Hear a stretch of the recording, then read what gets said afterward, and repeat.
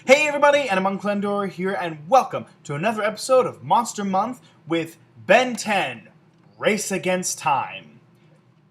Now, before I get into talking about this, can I just say I find it very interesting how in the animated Ben 10 film, Secret of the Omnitrix, Ben is quite literally racing against the clock. Uh, Quite literally racing against the clock in order to save the universe from the Omnitrix destruction. Um, where in Race Against Time, he's not racing against time. He's figuring out a dark secret of the Omnitrix. I find it interesting how their names essentially mean more to the opposite stories than they do their own stories. I've always found that really interesting. I'm like, did something go wrong here? Were these two titles supposed to be switched or something? I just find that interesting.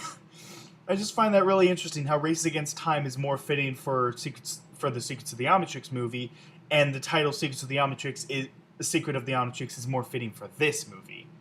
But this is, as you can see, the live-action Ben 10 movie. The live-action movie that came out. When did this come? 2008. It came out 8 years ago, and it came out 8 years ago, and it was okay when it first came out. Looking back at it now, it's not bad, but it's not good. It's just um basically this is the film where he gets yet another alien called Eon. Um well, actually, Eon is the villain, and he ends up uh, downloading his DNA into the Omnitrix to essentially take over Ben's body. Um, when Ben resists him and essentially kicks him out of his body, um, he beats the shit out of him. Uh, but that DNA is still there. That DNA is still there in the Omnitrix. Um, and yeah, it is a pretty good film. Uh, and this is another case where they're trying to sweep the episode Goodbye and Good Riddance under the rug. Because in that episode, Ben and Gwen go back to school. Like, summer is over and it's time to go back to school. That's exactly how this starts. That is exactly how this starts. Um, so, uh, yeah, this. I just assume that this takes place before the events of Goodbye and Good Riddance, given how at the end of that episode everybody learns his little secret. Everybody learns his secret that he is all those alien heroes. Um, so that he is all 20 of those alien heroes. And in this film, his parents and the rest of his classmates are still as clueless as ever. So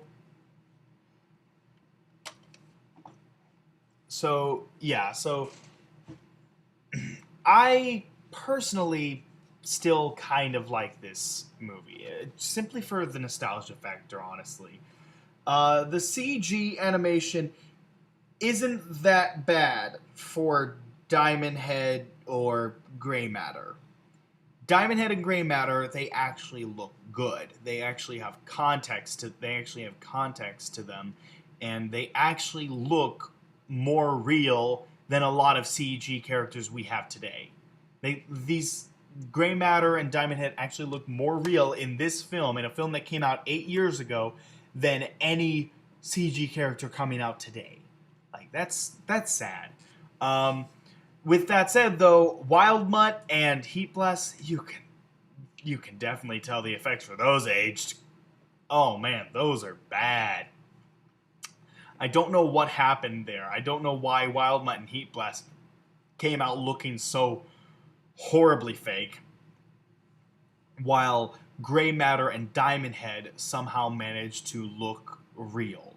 I don't know how that happened. I don't know how that works, but I did appreciate that they at least put some effort into the effects, that it wasn't just slapped on and lazily done. I'm very glad that they actually took the time to put in the effects, and they actually had a story that seemed like something you would see in a Ben 10 episode, which I did appreciate. And the characters, they're all just like how they are in the film. Like, this is how I imagine Ben looking and Ben acting if he was real. This is how this is exactly what I imagine. However,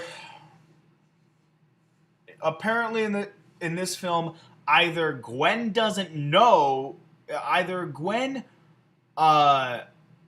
doesn't actually know magic, or she forgot that she could use magic. Because, like, there were so many times in this film when she could have stepped up and done something, but she just never did. And that really sucks. The most she did was give a big speech to Ben about how he's a hero, and that the Omnitrix doesn't make him a hero, that he is a hero. And I'm just thinking, didn't we already go through this speech in Secret of the Omnitrix? She already gave this speech in Secret of the Omnitrix. Why is she giving it again? Well, because the reason why she's giving it again is because she wanted to confess her love that she's in love with her cousin. Like, and you think I'm joking, but no. Like, if you go watch the scene, I'm sure there's a clip on YouTube.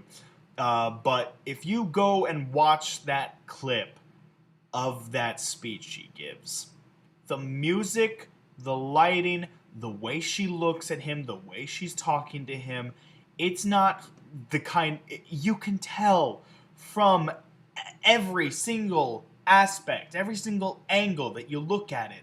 It's not a cousin telling another cousin that they love them as a cousin. No, it's a girl telling a guy that she is in love with him.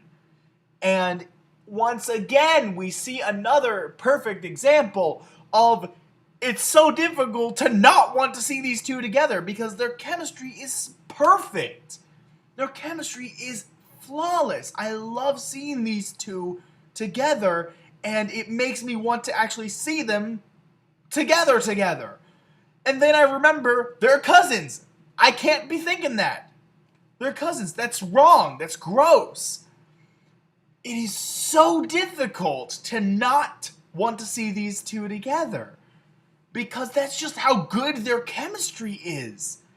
I kind of wish that their chemistry wasn't that good. That way I wouldn't have those conflicted feelings about that.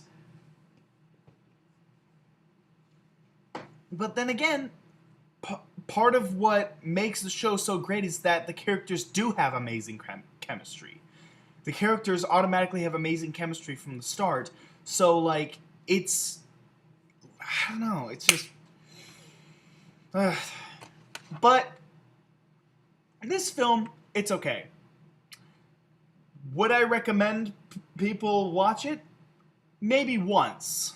Maybe watch it once, because as I've said, some of the effects have aged quite a bit. Specifically, Heat Blast and Wild Mutt. Diamond Head and Gray Matter, those are fine. But some of the other, but there are quite a few effects that just have not aged well. Um, the story is at least interesting. He gets a new alien out of it, and a lot of these characters are played the way they would be played in the show, with the exception of Ben's parents, who seem very different from when you see them in Goodbye and Good Riddance. Um, the mother, the mother is a she's a doting mother, but she also worries too much. The father is very snarky and pretty strict, while also wanting to give his son the freedom to essentially make his own mistakes so that he can learn from them. But that doesn't mean he won't punish Ben when he makes a big mistake. He still will, but he doesn't try to teach Ben those morals. He lets them figure it out on his own, and that's pretty interesting. And I do appreciate parenting like that, because you can't protect your kids from the world. They're going to eventually get out there, and if you've been shielding them from the world their whole life, they're not going to survive for very long. They're not going to make it out there for very long. All you can do is prepare them for what they're going to find. You have to prepare them, not protect them. You have to prepare them for what the world is going to essentially do to them. You have to prepare them for that. Protecting them does nothing. It does nothing except cause them to become more reliant on you. You don't need to protect them. You need to teach them. Teach them to be able to take care of themselves. Teach them to be independent. And that's kind of what the father does. That's kind of what the father does, and I do appreciate that. That is a very good parental lesson for parents to have, for parents to learn. But aside from that, there's really nothing else I can say about this film. Like, it has special features, of course, as any good film does. And the opening song, the remix of the Ben 10 theme song, in the opening when the opening credits are going. Oh man, that is amazing! I love it. I love that remix. It's just so damn catchy. But yeah, that's really all I got for this one. So thank you guys so much for watching, and I will see you guys in the next video. All right, take care, everyone.